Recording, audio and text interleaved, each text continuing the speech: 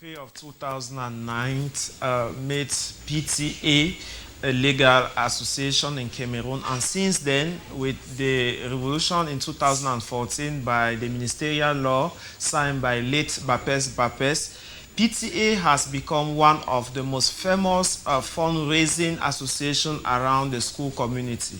In today's edition of Crossview, we are going to be dissecting into what has become the funds pulled from the PTA, that is Parent Teacher Association. From some school now, it ranges from 15,000 in the secondary school up to close to 50,000.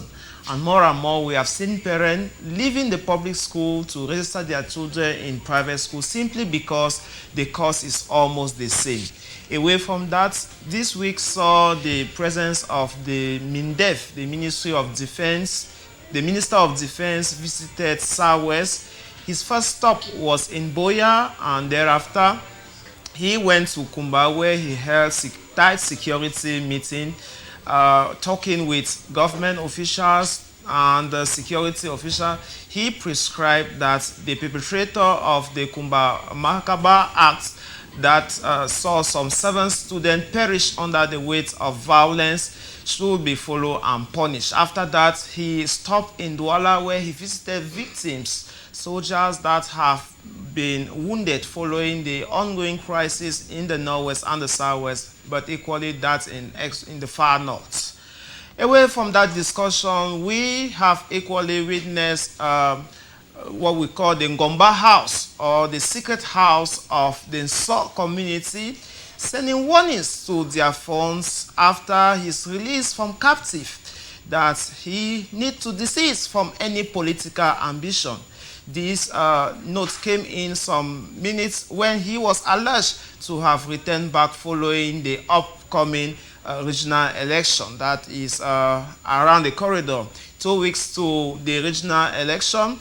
The Parliament have today, Thursday, 12th of November, opened the budgetary session, the third and the last session for the year. The November session opened its gate today.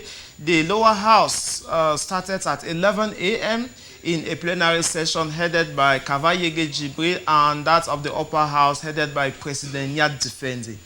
All these questions will constitute the stakes of today's edition of Crossview. Already in the studio to talk on this topic is first Dr. Busi. He is an applied positive psychology from the University of Boya. Good evening, doctor, and thanks for joining us. Good evening, Mr. Moderator, Mr. Njomo Siri. I'm humbled to be here again to contribute to good governance and nation building.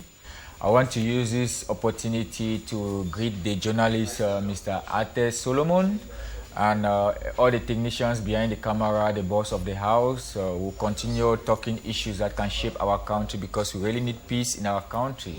But Mr. Moderator, permit me say that there was chaos in the law court in Douala, in the court of first instance, where gendarmes came in with tear gases, where some lawyers wanted to defend their clients, and gendarmes came in with tear gases. And I want to say that, Mr. Moderator, I feel that the judiciary in Cameroon have to be fair and transparent. We should know that we are living in a country where it's ruled by a president, where we have constitution and laws in this country, where military people should not enter the court and tear gas the court, where also lawyers have to respect the rules of the magistrate. Thank you, Mr. Moderator. After you, Dr. Buse, is Mr. Ate Solomon. On my script, I presented him as a student journalist awaiting graduation, but he recently told me that he has gone for further studies. Good evening, and thanks for joining us, Mr. Ate Solomon. Thanks, Mayor, the moderator. I don't know how to address you, but I should address you as the moderator or Mayor. But all the same, thanks for inviting me again to share my perspective on what makes news in our country today. And I want to appreciate Dr. Busi for joining us on the platform. And I hope that together we're going to exchange views that are going to contribute to nation building in our nation, Cameroon. And talking to you today, I was going through our newspapers today, and I was saddened to see that the main caption of a newspaper in Cameroon is talking about American politics. It's very saddening with all the challenges that we are facing in the country that the press needs to address, the press needs to put at the forefront for the public to be aware of. It's sad to see that we have the American politics that appears as main caption on a Cameroonian newspaper. It doesn't really speak well to me. I'm not saying that we shouldn't talk about American politics, but when we prioritize American politics to our local realities, it begins to pose a lot of problems and begin to ask ourselves if we actually are first of all conscious of the fact that charity begins at home. We cannot allow on issues unsolved, unresolved, and then we want to resolve American politics. It doesn't make sense to me. So I just want to urge Cameroonian journalists to be cautious of what they put out there and to be more realistic than just getting emotional about the way things are done. Right. Away from that, Dr. Busi, we will start straight with the papers. The Guardian Post, the lone bilingual daily, the lone Anglophone daily newspaper titled Traditional Rulers Should Quit Politics According to the Secret House of the Nso Land. And still, the same paper carry issues on the effectiveness of the Bamenda Clean operation that was launched so many months ago.